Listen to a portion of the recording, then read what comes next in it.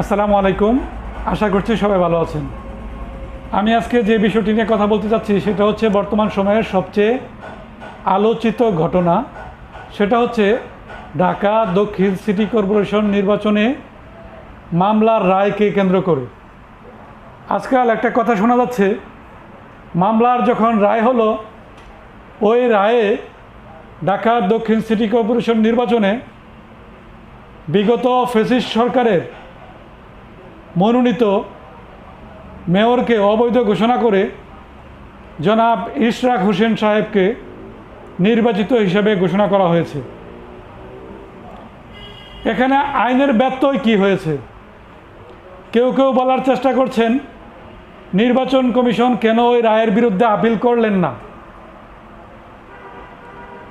এই জায়গায় আমার ঘোর আপত্তি রয়েছে। ওই যারা বলার চেষ্টা করছেন নির্বাচন কমিশন কেন আপিল করলেন না, আমরা জানি, অথবা আইনের ছাত্র হিসাবে আমিও জানি, যদি কোনো পক্ষ কোনো মামলায় ক্ষতিগ্রস্ত হয় অথবা তার বিপরীতে তিনি যে প্রতিকার চাইলেন তার বিপরীতে যদি কোনো রায় হয়, ওই ক্ষতিগ্রস্ত পক্ষ অথবা যিনি পরাজিত হলেন ওই পরাজিত পক্ষ উচ্চ আদালতে আপিল করবেন।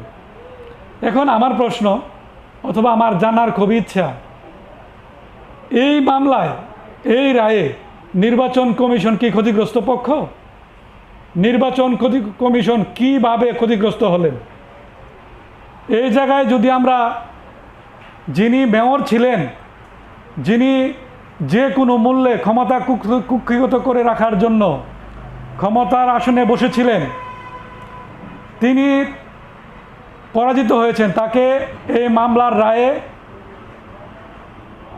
পরাজিত ঘোষণা করা হয়েছে। একমাত্র উনি ছাড়া স্থানীয় সরকার মন্ত্রণালয় এবং স্থানীয় নির্বাচন অথবা সিটি কর্পোরেশন নির্বাচনের 2009-এর সংশোধন অনুযায়ী অন্য কেউ কি আপিল করতে পারে? এটা হলো আমার একটা প্রশ্ন।